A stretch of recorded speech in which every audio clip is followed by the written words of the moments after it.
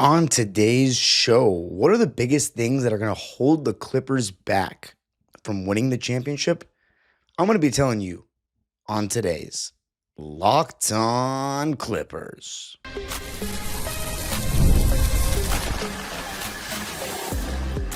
You are Locked On Clippers, your daily Los Angeles Clippers podcast, part of the Locked On Podcast Network, your team every day.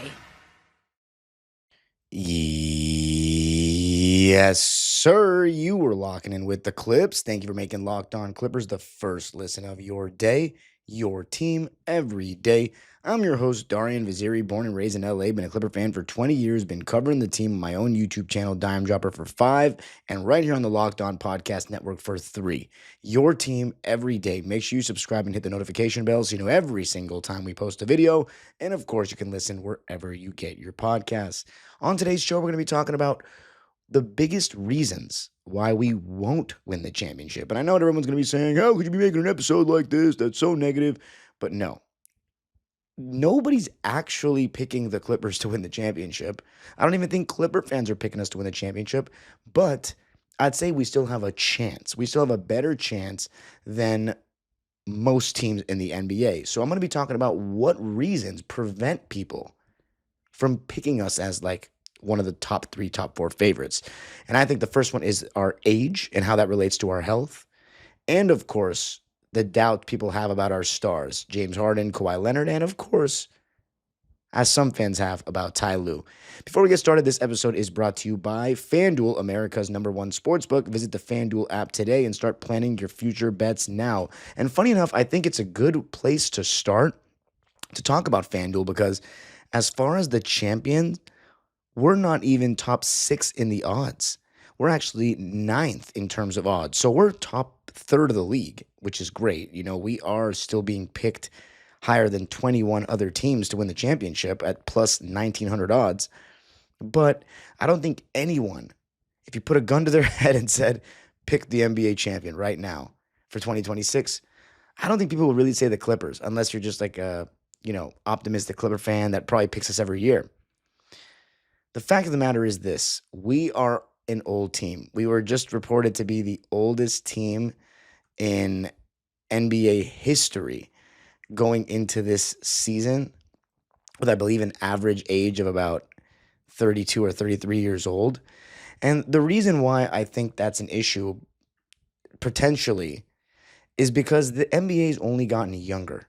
You know, the teams that were just in the finals, the Oklahoma City Thunder and the Indiana Pacers, they were 2 of the youngest teams in the championship that we've ever seen against each other.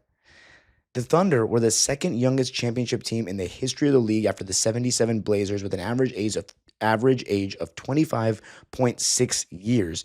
And the Indiana Pacers were not that far behind at 26 years old on average. We are on the older side. So that matters. And it matters because legs, this is a fast-paced league. By the way, the average age of the Clippers right now is 33.2 years old. This makes them the oldest team in NBA history, surpassing the previous record held by the 2001 Utah Jazz. So yeah, we are the oldest team in the history of the league, and I don't think in a young man's league right now, that's a very good thing.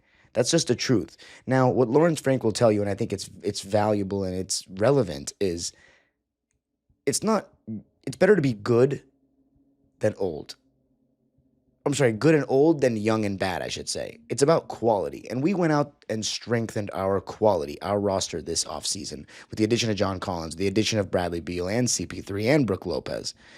But what makes me concerned is just the simple fact that it's a young players league. It's the youngest league we've ever had in the NBA. You have more one and dones than ever before. The pace is back to being, as high as the 80s. And so you need a lot of endurance. You need a lot of stamina for what's a long grind. And we've never had more injuries in the NBA than now. So, the younger you are, the better chance you probably have of staying healthy, of lasting 4 rounds. Because here's the thing about the Clippers, right? Besides OKC, I think we have a chance to beat anyone in the West in a series, truly.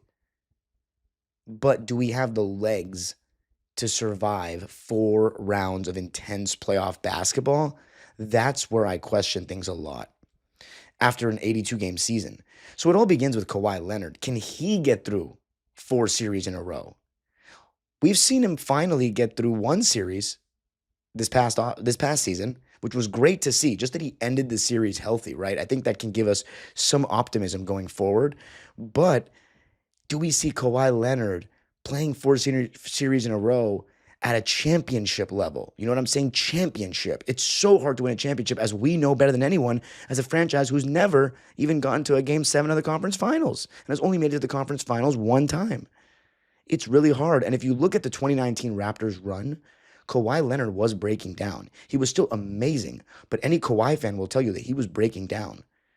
So the age and the health, it's not just Kawhi as well, because that matters. Like, our star is the biggest injury risk of like maybe any superstar in the NBA.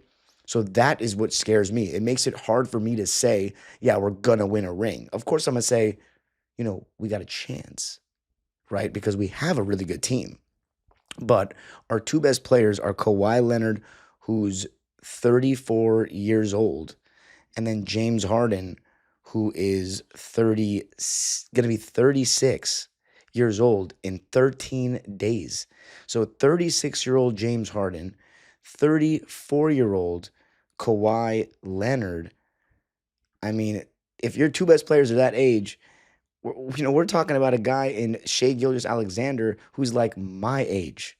So Kawhi just turned 34. It's just very hard for me to bet on a team with their best players being that old winning it all. And then we have Chris Paul, Brook Lopez, Bradley Beal, all these guys over 30. Will we be able to hang with the young teams with athleticism? They're going to push the pace. We are not going to be a fast-paced team this season. We weren't a fast-paced team last season. And I don't think adding Chris Paul and Bradley Beal to that is going to make us any faster. You know what I'm saying? Chris Paul has always been a slow it down, half-court, methodical offense, half-court maestro kind of guy. Last year, we were 22nd in the league in pace. I don't expect us to be any faster this year. So will we be able to hang with those young teams? That's going to be a question mark. Like the team like the Houston Rockets last year. We didn't have Kawhi in those games, but it was very hard for us to keep up with them.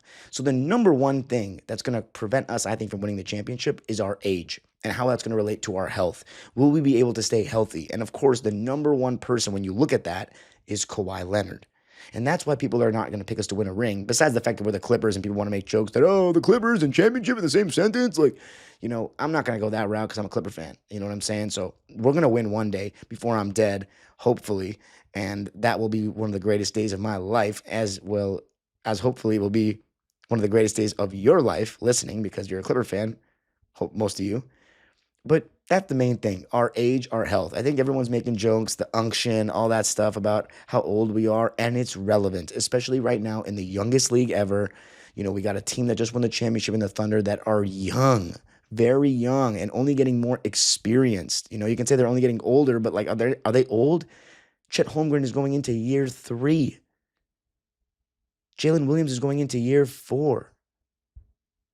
SGA is going into year 8. You know what I'm saying? And they won a ring. So that's the biggest thing for me. That's going to be the question mark for us. Are we too old to win a ring? Maybe. But coming up, going to be talking about the player that most outsiders would say is the biggest reason we're not going to win a ring. Going to be talking about him coming up. I got to tell you a little something about FanDuel. August 26th is officially FanDuel Futures Day, a brand new holiday for football fans who live for bold predictions and preseason hunches. For just 24 hours, FanDuel is giving you deals on NFL season predictions. So whether you're calling your MVP, eyeing a long shot division winner, or ready to crown your Super Bowl champ before week 1 even kicks off, this is your moment. And right now, let's take a look at some of the NFL odds for this upcoming Super Bowl. The Buffalo Bills and Baltimore Ravens are tied for the highest odds with a plus, and the Eagles, the defending champion Eagles, with plus 700 odds. My Rams, let's see where my Rams are at. Not too far below in the eighth spot for the highest odds to win the championship. And if you're a Chargers fan, they're not too far behind. As far as season leaders, let's go awards. The MVP favorite is Lamar Jackson, followed by Josh Allen. So, a lot of fun stuff to bet on with the NFL season right around the corner. Just visit the FanDuel app today and start planning your futures bets now. Because Futures Day is one day and one day only. FanDuel, play your game.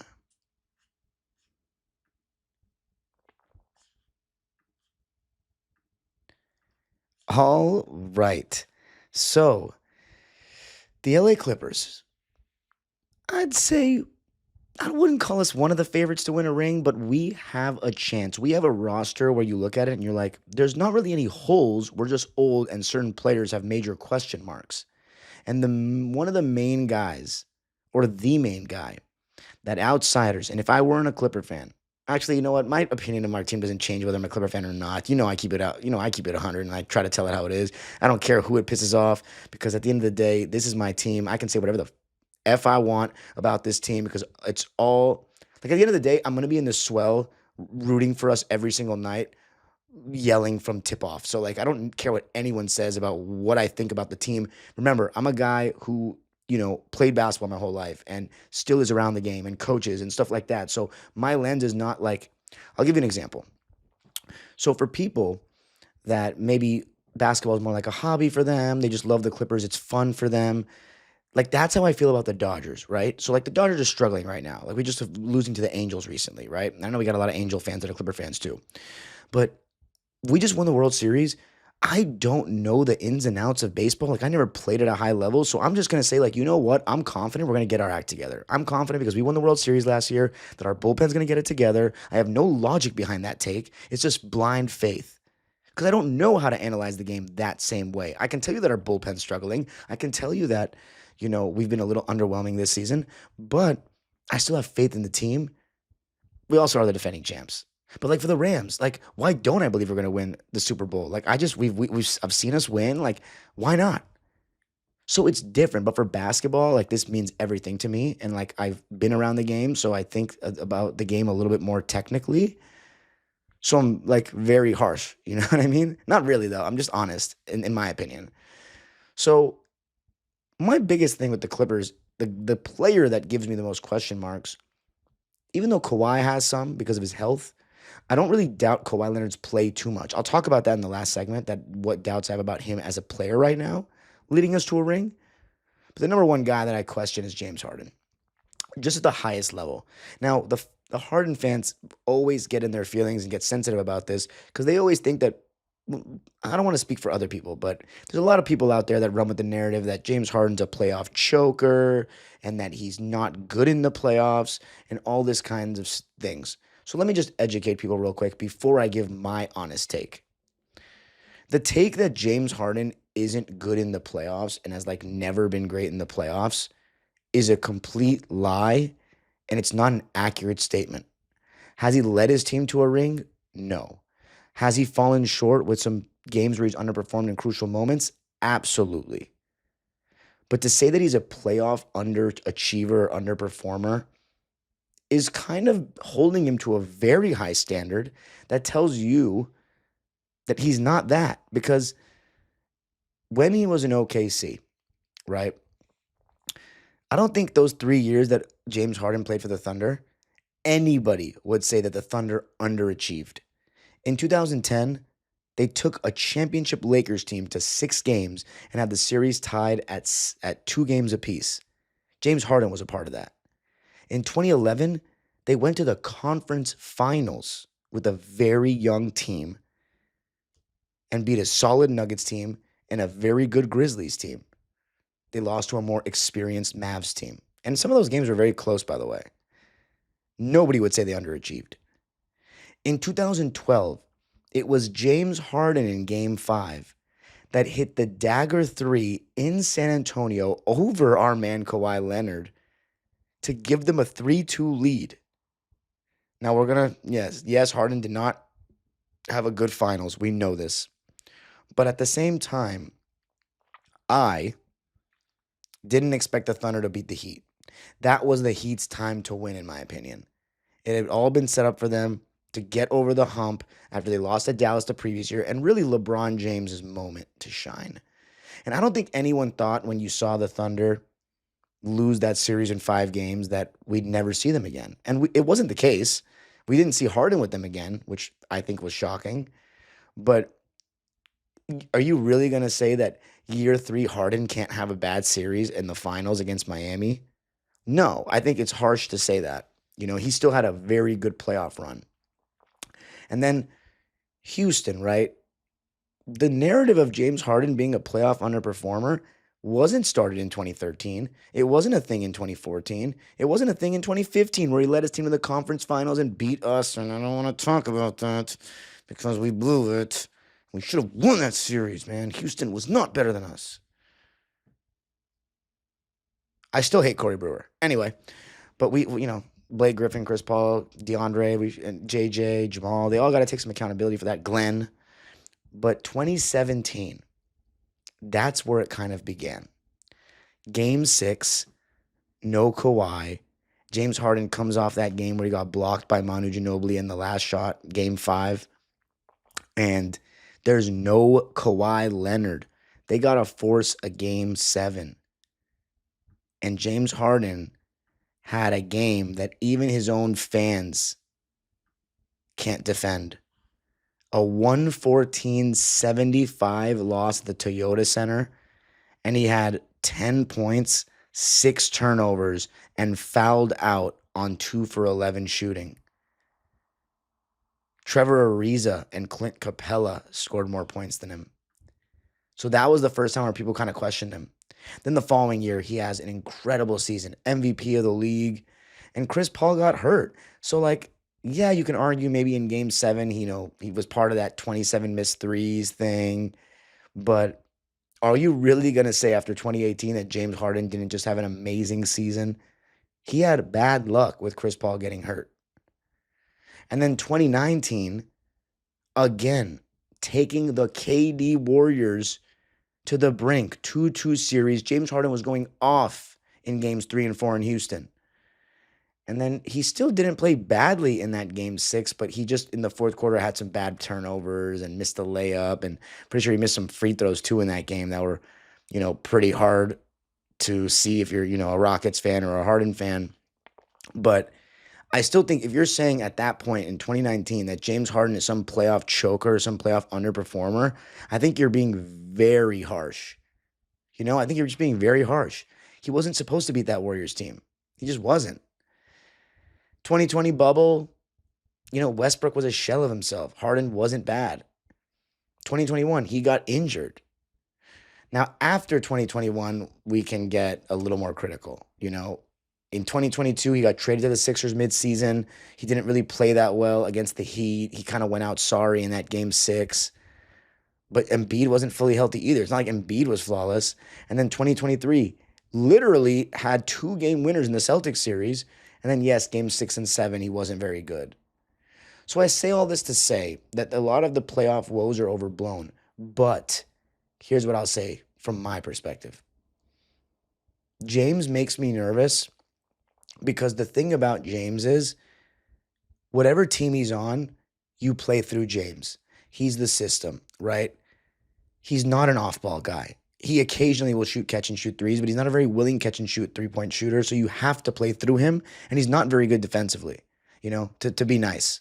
So if James doesn't have it going offensively, you're not really getting much from him. And he'll always be able to create good shots for you, but sometimes you need your star getting shots up. And James Harden, because of his non-diverse scoring profile, meaning that a lot of his shots are just, the step back three or the floater / layup, the in-between game is not really there for him in the playoffs. Teams know that. They press up on him, try to run him off the line, and then they know he's going to make the right pass, but they can funnel the ball to who they want. And when he's not doing a great job defensively, that can kind of hurt his impact in ways. But more than anything, sometimes it's just that it feels like James Harden doesn't go out with kind of like go down swinging. these last couple of years. It feels like he goes out a little sorry. So I think people question him for that. And I'm one of those people that questions him for that as well. Like in game 7, he just didn't look like he had anything left in the tank. Is that fatigue? Is that him just not performing, not being able to get his shot off? That type of stuff makes me question if he's going to actually win a championship, because it's one thing to miss shots. It's one thing to just not win, but it's the way Harden goes out, which in my opinion makes him questionable in the playoffs. And if we're being quite critical and honest, to me, he hasn't beat a good team in the playoffs since 2015. Like a very good team since 2015, since our Clippers. Like the Jazz were not that good. Like they're not anything special. The Minnesota Timberwolves, they were okay. They were pretty good. But Jimmy Butler had gotten hurt. He came back later in the season. They got the 8th seed. That Thunder team with SGA in the bubble with Chris Paul, like, you know what I mean? They only went 7 because Westbrook was a shell of himself because he had that quad injury. The Toronto Raptors in 2022, the Nets in 2023, like, this was a great chance for him in this past series to get over the hump of, not get over a hump, but to beat a good team, and we failed. And James Harden was part of that with a poor Game 7 performance and a not a very good Game 5 performance. So with James, I think when you have him on your team, you kind of live and die by James. And that can be a scary sight when, he's not a guy that's, he's a guy that's left stuff on the table, you can say, in playoff series over the last couple of years. And he goes out without many shot attempts. And again, he's an on-ball specialist. So when he doesn't have the ball, and we're talking defense, we're talking the intangible things, the little things, the extra effort things, that's not really him. So Harden's woes are definitely something that scare me when it comes to the Clippers winning a championship. You just feel as though if you rely on him so much, and we're going to rely on him, he's going to be the leading ball handler. He's going to be probably the second leading scorer.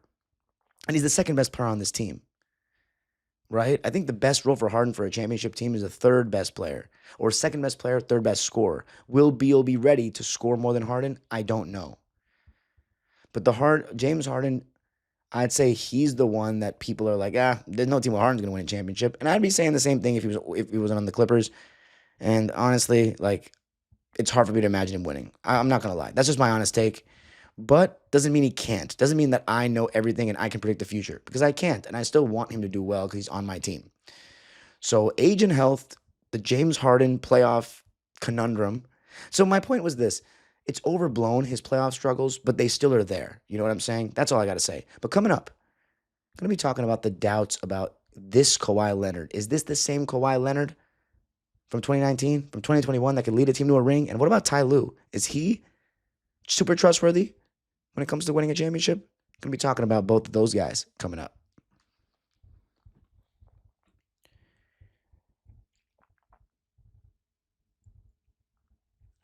All right. So I know what some people are thinking. Dime, what about the role players? You really going to call out our best players? What about the role guys? I truly have no doubts about them, honestly. I know Derrick Jones Jr. and Chris Dunn, they didn't perform very well in terms of like shooting the ball last year in the playoffs. But they're not going to have as big a role this time around. Our shooting wasn't good enough in the playoffs. It's very simple. Like our role players' shooting was not good enough in the playoffs. But we went out and got some shooting. Brook Lopez, John Collins, Bradley Beal. Those guys can shoot. So we have more options now offensively. So we're not going to be as reliant on Chris Dunn and Derrick. And I still think Chris Dunn can be a rotation player in a championship team. I just don't know I don't think he can be a starter because his offense isn't good enough. Derrick Jones Jr., can he be a starter on a championship team? I honestly don't know. His shooting is a little suspect. But I really don't think, like when you look at the Mavericks series, for example, against the Boston Celtics in the finals, was Derrick Jones Jr. a bigger problem in that series, or was Kyrie a bigger problem in that series?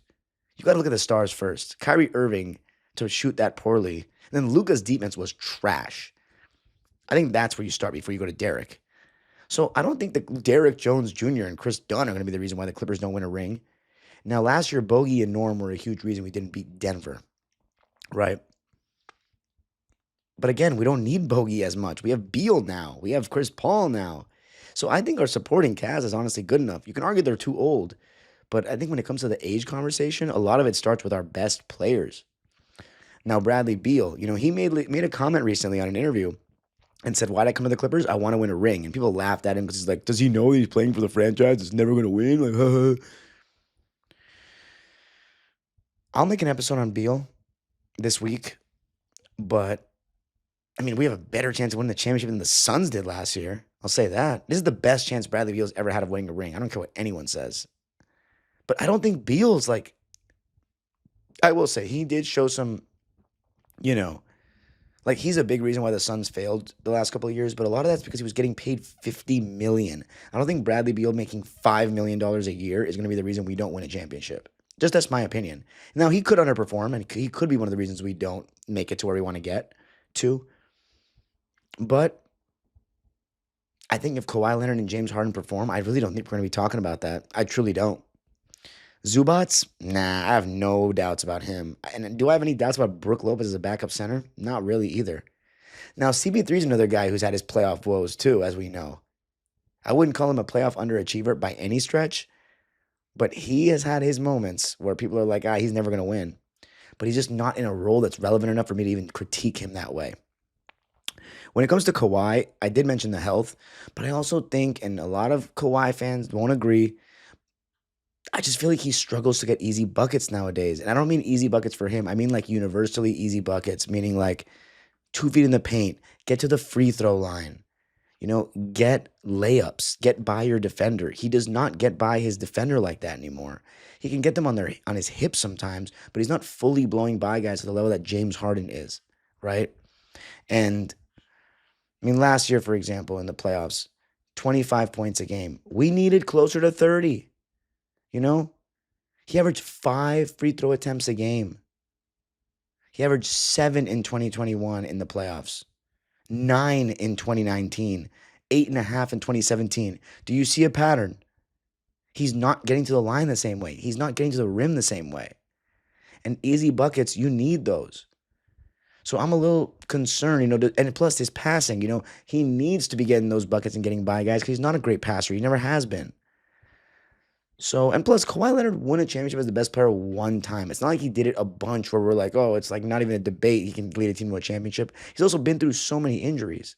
So even when healthy, because look, I said for years, if we have a healthy Kawhi, sky's the limit.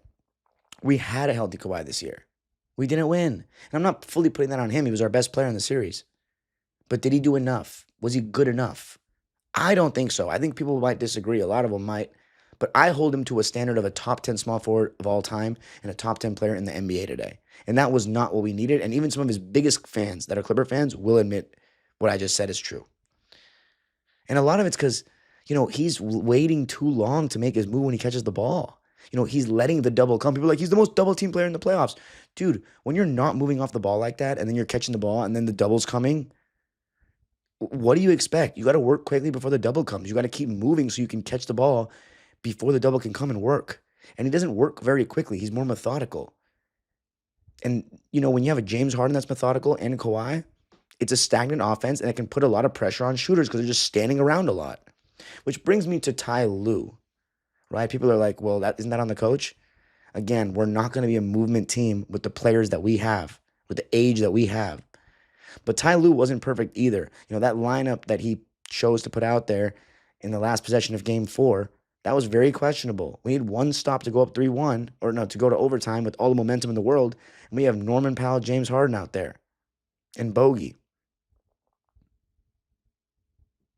That's questionable. Game 1, how long did he leave Kawhi and Zubats out of the game in that second half? Where was the urgency there?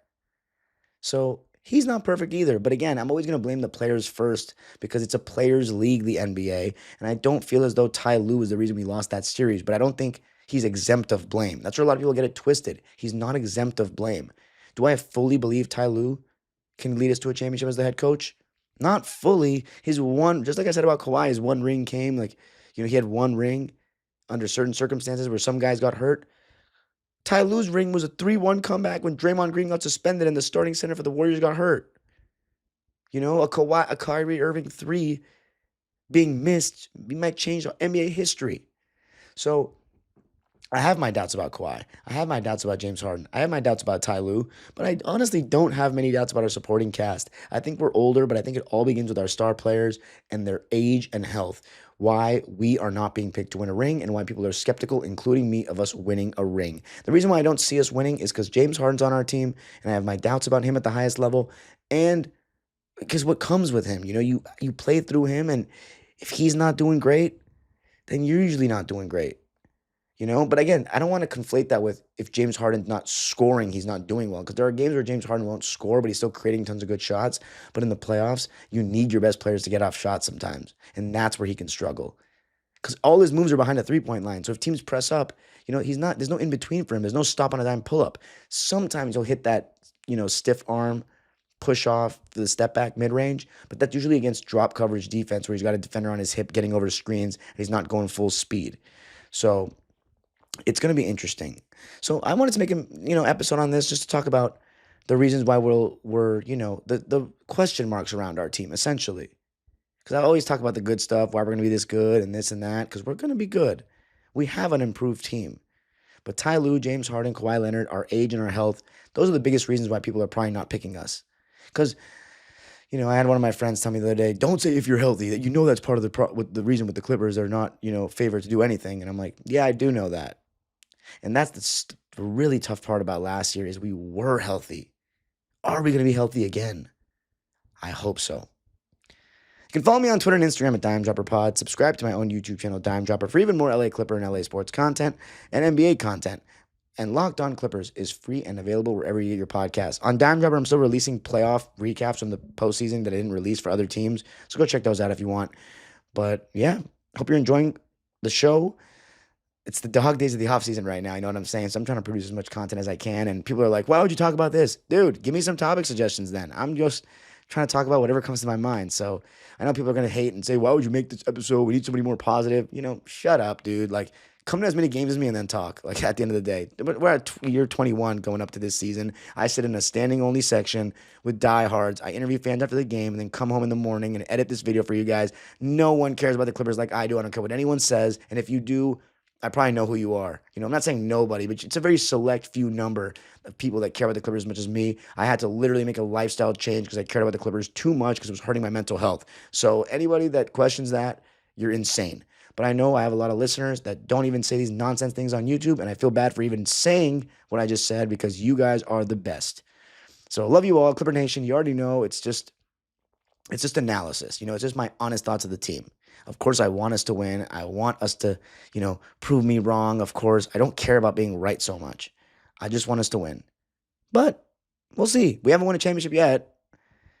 I think one day we will. I just don't know if it's going to be with this iteration of the team. But I dare guarantee you one thing. We're better this year than we were last year. That's for sure. The age-old proverb continues. Go Clippers.